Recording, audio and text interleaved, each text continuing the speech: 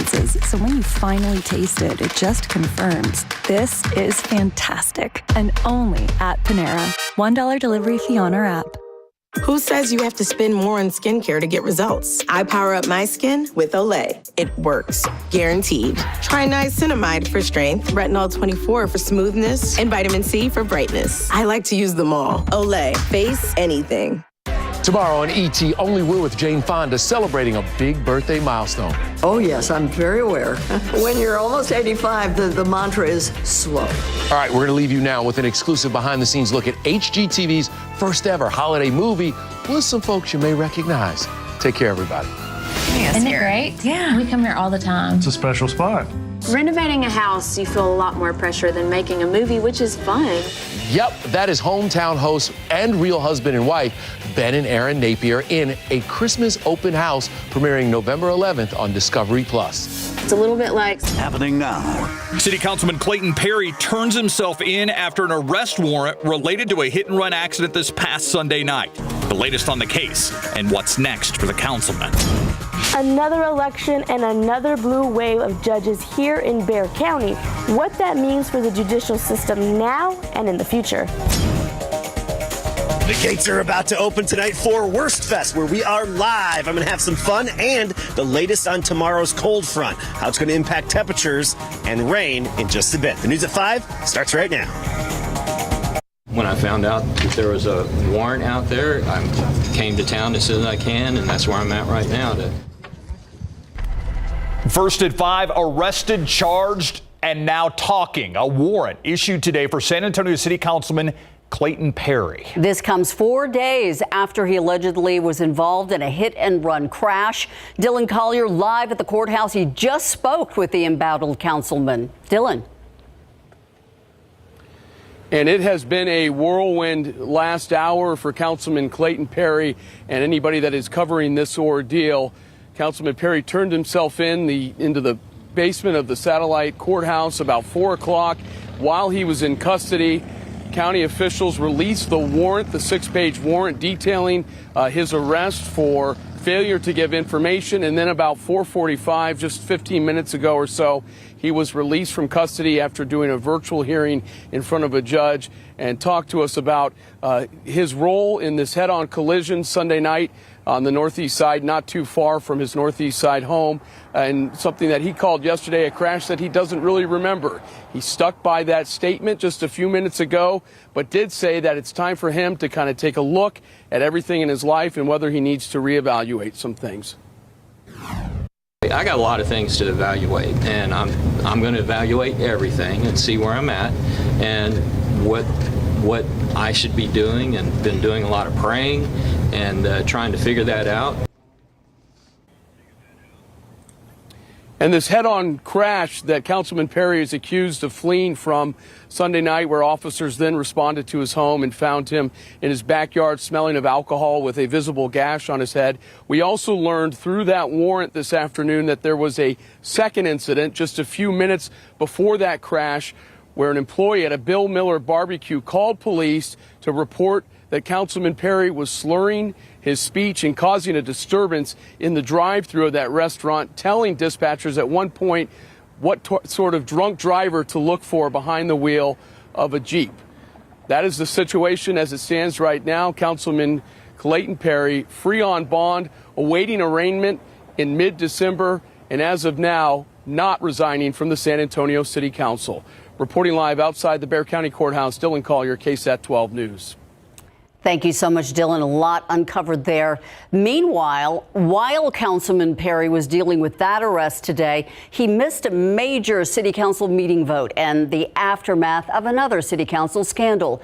Perry's colleagues voting this morning to censure District 1 Councilman Mario Bravo, as well as issue a vote of no confidence. That resolution for both items passing 8-0 today. Afterward, Bravo ran away from the cameras, ignoring our questions.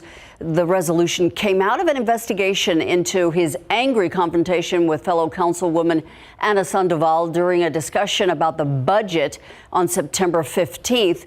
The city attorney stressing that the city felt any grievances between the two before them were not pertinent to the investigation nor the resolution. That is, unless you presuppose that past wrongs, perceived or real, somehow justify or excuse what would otherwise be considered unacceptable behavior in the workplace. That is not the legal framework under which we operate. That is not the professional or ethical model by which we live under. Meantime, Bravo sent out an emailed statement through a spokesperson saying he is ready to take feedback and make amends, and that he is committed to holding himself to a higher standard.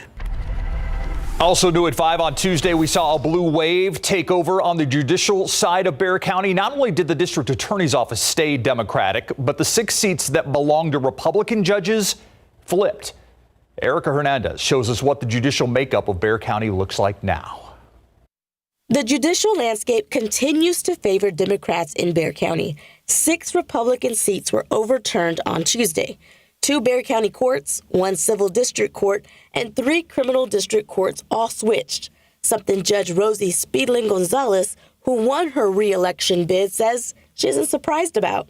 As a community like ours grows, it tends to lean more left. I'm not surprised that we are growing in that direction whatsoever. In Texas, state district and county court judges run as political party candidates, which traditionally has resulted in sweeps similar to Tuesday's election. We saw that trend in Bexar County in 2018 and in 2020, and it looks to be turning that way as well for in 2024. Unless there's some sort of conservative revolution that makes up for the growth in progressive thinkers and the growth in Democratic Party voters. But when it comes to judges, Gonzalez says it really shouldn't come down to a judge's political standing. We don't ask you when you approach the bench if you're Democrat or Republican. It doesn't matter to us. It's unethical for it to matter to us. Erica Hernandez, KSAT 12 News. A gunman still on the loose after shooting a man in the hip. The incident happening about 9 last night on the southeast side on Dollarhide Avenue. That's close to Pecan Valley Drive and Goliad Road. Police say the victim's a man in his 20s. He was taken to the hospital, but police say he is not cooperating with officers. SAPD and Crime Stoppers teaming up to find a man with a knife who went on the attack in the checkout lane. The video showing that stabbing just released. Take a look. If you look toward the middle of the screen, you can see someone in black shorts running away. And that person also had a black shirt. Police say he was in the parking lot of the H-E-B on Valley High Drive back on October 23rd. But just moments before this, investigators say the suspect had walked up behind a man in the checkout area of the store and stabbed him 3 times. After running through the parking lot, police say he may have been picked up by somebody. And here are a few images of that suspect. If you know who this suspect may be, where they may be right now, you can get up to $5,000. Crime Stoppers is the place to call, 210-224-7867. And you don't have to leave your name. After making a historically late landfall as a Category 1 hurricane, Nicole now weakening into a tropical storm, still on the move, though. And already more than 300,000 homes and businesses are without power in its wake. Meanwhile, homes collapsing into the ocean along Florida's coast, triggering evacuations there. Chris Wynn is in Daytona, Florida, tracking Nicole's path and the destruction. And the waves just keep on coming. Nicole is on the move after becoming the first hurricane to make U.S. landfall in November in nearly 40 years.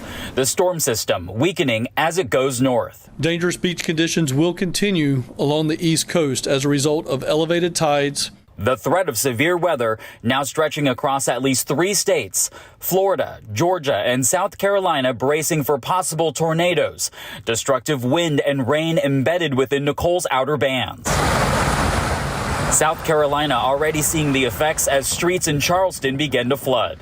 A coastal flood warning shall remain into effect as seas are expected to remain 2 to 3 feet above normal levels. Back in Florida, the damage is widespread. Some homes and buildings are collapsing into the ocean, triggering evacuations. Hundreds of thousands of people are without power. Flights are canceled. Schools shut down. And in Lauderdale by the Sea, this portion of a pier partially collapsed. There's still some wind and rain happening out there. There's really no reason to be out there. Please take care of each other. But officials say it could have been worse, saying Nicole's peak winds coincided with low tide, which limited the storm surge and flooding on the shore, sparing some beach communities. It's safe to say that we dodged a bullet here in Indian River County. We're pleased that we have not received much to any reports of damage at this time. Reporting from Daytona Beach, I'm Chris Wynn. Meantime, back here at home, your traffic authority cameras showing a very easy commute home, at least here at 410 and New Braunfels. You know what? Worst Fest is a good time. I just don't know if they're ready for Caskey Fest. I know. I think we're going to find out, though. I'm going to say right now, I will tip my hat to your hat. That is beautiful. Thank you, ma'am. I appreciate it. Traffic has just picked up here. Yeah, baby. It's Worst Fest time. Everybody's coming in. The gates just opened at 5 o'clock. They're streaming in, getting ready to have some fun. And you know what? This upcoming weekend is the final weekend of Worst Fest 2022. We're going to have some fun, maybe do a little shopping, show you around here. And, of course, talk about the potent cold front that's going to be hitting us tomorrow. And it's going to have a big impact on how you prepare to come out to Worst Fest Friday and through the entire weekend. We'll be talking rain, wind, and, of course, when the colder temperatures settle in. We'll see you in a bit. That's a pretty nice hat. All right, still ahead, the countdown is on for Thanksgiving. The most important question being asked, do you already have your turkey? What suppliers are now saying about a turkey shortage.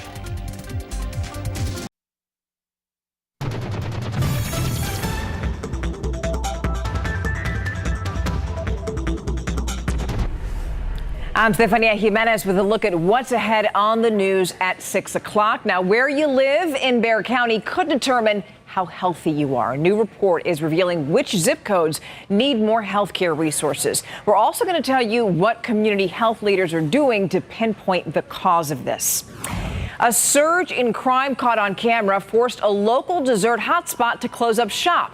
Coming up, RJ Marquez gets an inside look at why Chamoy City Limits is being forced to close its only brick and mortar store, and also what's next for the store owner. All that and a lot more tonight on the news at 6. Thank you, Stefania. Well, on the eve of Veterans Day, we're going to try to help some veterans who may be suffering. Happening tonight, I'll be hosting a town hall on toxic burn pits and the resources that are available right now for military veterans. We're going to be speaking with veterans to get their firsthand experience with burn pits, Agent Orange, other environmental toxins while serving, and how they are now able to get more help. The town hall is going to start at 7 o'clock. You can watch it on KSAT.com, our KSAT YouTube page, and our KSAT Plus app. Are you ready? It's time to talk turkey and how much that turkey is going to cost. Even though new numbers are out today showing that inflation is cooling off just a little bit, the cost of food is still climbing. Yeah, it's up 12% over last year. 12 on your sides, Marilyn Moritz looks at what that means for Thanksgiving. Turkey and fixins. It's tradition at the Thanksgiving table. I have to have sweet potatoes. Yeah, you got to have some pumpkin pie. And this year, a heaping helping of inflation. Take turkey. It's gobbling up more of family food budgets. Wholesale prices are up about 28%. You know, we certainly are producing fewer this year than we did last year. And a big part of that is avian influenza that killed a bunch of turkeys. Feed costs hurt growers too. Is there a turkey shortage? No, he says. Big stores have plenty of turkeys, but if you're a consumer and you're interested in a particular brand or size, weight, it probably pays to go early. Shoppers can expect to pay more. Maybe the turkey's going to be about $3.50 more than it was last year. But we found H-E-B and Walmart trotting out the sales, both selling store-brand turkey at 98 cents a pound. But what about the sides? A check of USDA data shows a bag of cranberries, squash, potatoes, onion. This stuff costs more than last year, except The sweet potato. It actually costs a little less. To save money on turkey, watch for sales, buy store brand, buy frozen instead of fresh, or Now I think I'm just going to go to chicken. the cost of putting the feast on the table is higher, but shoppers tell us they'll manage because the gathering is priceless. We still having Thanksgiving no matter what. Marilyn Moritz, KSAT 12 News. We are heading out live now, taking a look. This is I-10. Beautiful shot. Look how early the sun is setting now. Very nice. You know what? Seems like a good night to maybe go out to Wurstfest, take in some great German food and culture. Adam Caskey joined us there with, okay, we decided your hat is some sort of fedora. Right. I looked it up. It's a Bavarian fedora. Very nice. An alpine hat, right? Alpine An alpine hat? Yeah, Yes. alpine hat. That's I believe. the other way it's described. And there's a huge selection of them here. I mean, you come out here, get a fun hat. I do have some wild turkey feathers I got to get in it that are still at home. I got to dig those up. Anyway, we're live at Wurstfest, baby. It fills up quickly. We were just at Gate 1, the main entrance. Take a peek down there. Yeah, those are all the people streaming in. Yeah, that's why it's always good to get to Wurstfest early. Stake your claim at a table. I personally prefer this outdoor tent with the band that plays off in the background here. You have a bunch of the food down this way and beyond. You got market plots. You got all the fun and the good time. And, of course, all the party people here tonight. Getting here early. Yeah, cheers. Prost. Yeah. Oh, sausage on a stick. I got to show you my favorite sausages on a stick. Coming up later. Okay. We have to get to the weather because obviously today it's fine. I mean, we got mostly clear sky, partly cloudy. It's comfortable. We had a high of 83 degrees. It was more of the same today. Tomorrow, get ready for the big changes. Let's go right to the full screen. Tomorrow, here at Wurstfest and at football games, it is going to be a complete 180 when it comes to weather. 9 a.m. tomorrow, we're talking 70s, cloudy, humid. By noon, scattered showers and thunderstorms, along with temperatures quickly starting to fall off.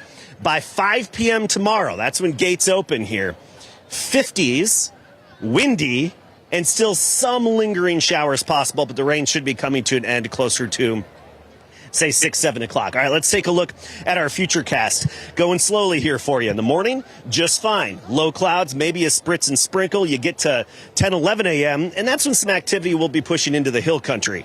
By noon, that's when the cold front makes it to San Antonio, and we're expecting some scattered showers and thunderstorms, few embedded downpours to develop, again, around the noon hour and even into the early afternoon through about 3, 4 o'clock. And then the rain should mostly start to simmer down by about 6 o'clock and especially thereafter. So Friday night football games going to feel very different, but luckily it looks like most of the rain will have already moved through our area. Let's look at it this way in terms of the rain chances in our bar graph. 9 a.m., 20%. Not much. But by noon and 1 o'clock, we're up to 60%. So by the midday tomorrow, that's when the rain and the cold front hits. You're going to wake up and not feel the cold front.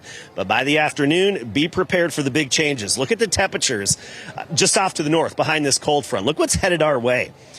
Already in the panhandle of Texas, we've got some 50s. In the core of the cold air, you look up in Wyoming, Montana, North Dakota, single digits and teens for temperatures. That cold air is headed our way. So take a look at the temperature forecast tomorrow. 7 a.m., just fine, 66 degrees. By noon, still warm. We're at 74. But then give it just another hour or so. And even by 4 o'clock, we're down in the 50s. 7 p.m., kickoff time for many football games. We're at 50 degrees.